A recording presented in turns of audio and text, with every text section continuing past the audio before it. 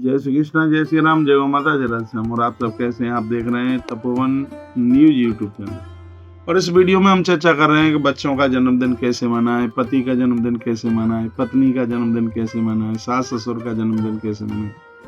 तो ये सब माँ बाबू जी के भी जन्मदिन पर क्या करें, तो ये इस वीडियो के माध्यम से कुछ मैं निवेदन कर रहा हूँ, वो आप सुन लीजिए। आप जन्मदिन बच्चों का मना रहे हैं तो बच्चों की जितनी उम्र है उतने दिए बना करके तैयार कीजिए। एक चौमुखा दिया जरूर बना करके रखें। तो उन दियों को जैसे मान लिया जाए किसी बच्चे की 5 साल की उम्र है तो 5 दिए तो वो बनाने होंगे बाबा।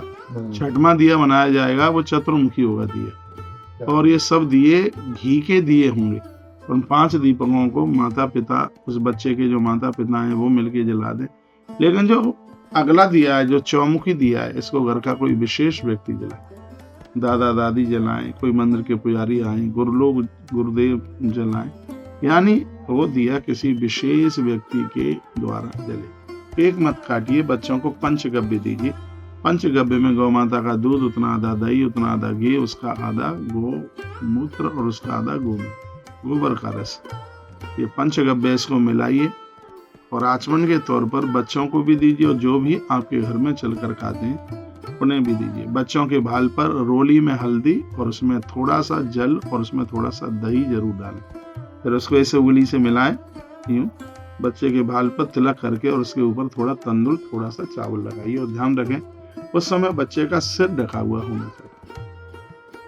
बच्चे के भाल के ऊपर आप तिलक कर रहे हैं। यदि संध्या का समय, शाम का समय, तो बच्चे का मुख पश्चिम की दिशा की तरफ हो, और सुबह यदि उसका आप कर रहे हैं तिलक तो उसका मुख पूर्व की तरफ हो। ऐसा तो हमारे ग्रंथों में है ही। बच्चों की आरती भी उतारें। और एक सुन लीजिए कि कांसे के पात्र में सरसों का तेल भर करके उसमें उसकी परछाई दिखवाएं, और फिर उस तेल को दूर जा करके डाल दीजिए जहाँ किसी का पाँव ना पड़े। बर्तन को अपने साथ अपने घर लेके आ जाइए। यानी बच्चे के जन्मदिन पर छाया पात्र दान आपको जरूर करना है। इससे बच्चों का आयुष्य बढ़ता है और उनकी तरक्की होती है। बच्चों के हाथ से गौ माता को आप हरा चारा डलवाइए, रोटी खिलवाइए, और बच्चों से माता पिता, दादा दादी के चरण छुपाकर उनका आशीर्वाद जरूर लीजिए। आप देखिएगा कि बच्चे की कितनी तरक्की होती है। अरे इस तरीके से जन्मदिन बच्चों का मनाया जाए तो बड़ा प्रभावी है। पहले दिए जलाएंगे, फिर फूंक मारेंगे, ये तो बिल्कुल भी ठीक नहीं है।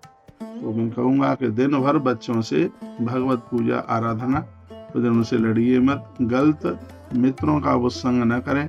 जन्मदिन मनाते समय इन बातों का जरूर ध्यान रखें।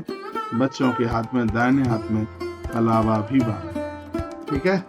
बच्चों को कुछ मिठाइयाँ खिलाइए, टॉफी इत्यादि। तो बच्चों का ये दिन बड़ा अद्भुत है जिस दिन आपके घर में संतान का जन्म हुआ है, चाहे वो बेटा हो चाहे वो बेटी। मैं तो यहाँ तक कहता हूँ कि बेटियाँ ससुराल भी पहुँच गई हैं तो भी उनके नाम से अपने घर में दिया जलाइए, गुब्बारे लगाइए, पूजा कीजिए, भगवान की पूजा कीजिए। जन्मदिन में गौ माता को पूजने की बहुत बड़ी महिमा। जन्मदिन पर ब्राह्मण को भोजन कराने की बहुत बड़ी महिमा है। लेकिन ये दुविधा है, जन्मदिन पर होटलों में आप खूब खर्चा कर देते हैं लेकिन उस दिन हवन नहीं कराते।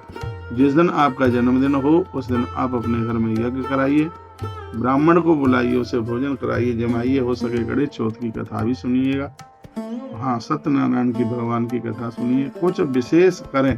आप देखें आयु कितनी बढ़ती है, उम्र कितनी बढ़ती है, आनंद कितना होता है। यदि हम भारतीय परंपराओं के अनुसार तीज त्योहारों को मनाएंगे तो उसकी तो महिमा है ही अपने आप में ज्यादा। तो काफी लोगों के फोन और मैसेज आ रहे थे। मैंने कहा तो चलो आज वीडियो में पहुंचा ही दूं कि बच्चों का जन्मदिन कैसे मनाना चाहिए। उस दिन अपने पारिवारिक लोगों को भी आप भोजन कराएं, ऐसा भी हमारे ग्रंथों में लिखा है। वर्णन किया, अपनी बहन बेटियों को बुलाएं। तो आज जिनका भी जन्मदिन है तो सीधा वृंदावन से उनके जन्मदिन पर बहुत बहुत मंगल बधाई और शुभकामनाएं। हमारे साथ ऐसे ही जुड़े रहिए और नई नई अपडेट प्राप्त करते रहिए। बच्चों के भाल पर जब तिलक लगाएं, भगवान नारायण का स्मरण करें। मंगलम भगवान विष्णु मंगलम गरुड़ध्वजा मंगलम पुंडरीकाक्ष मंगलाय तनु हरि। ऐसा मन में स्मरण करते हुए और इस तरीके से बच्चों का जन्मदिन मनाएं। जिस दिन आप बच्चों का जन्मदिन मना रहे हैं उस दिन घर में खीर पूड़ी यानी मिष्टान पकवान उस दिन जरूर बनाइए। बहुत बहुत धन्यवाद है। और आप हमारे साथ ऐसे ही जुड़े रहेंगे और भी नई नई अपडेट प्राप्त करते रहेंगे। जय श्री कृष्ण, जय श्री राम, जय गौ माता, जय राधे श्याम, हर हर महादेव, घर घर महादेव। और ध्यान रखिए, गाय बचेगी तो ही देश बचेगा। इसलिए हम और आप मिलकर गौ माता की सेवा करें।